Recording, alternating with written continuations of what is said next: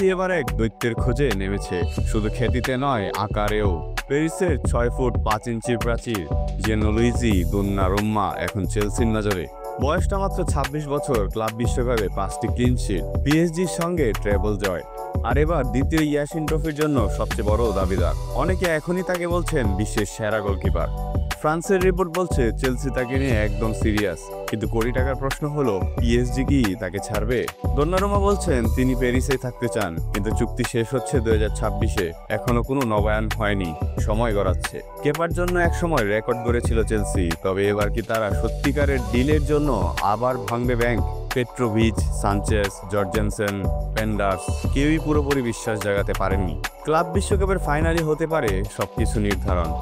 দোনারুম্মা বনাম চেলসি, তার সম্ভাব্য ভবিষ্যৎ ক্লাবের সামনে সরাসরি অডিশন।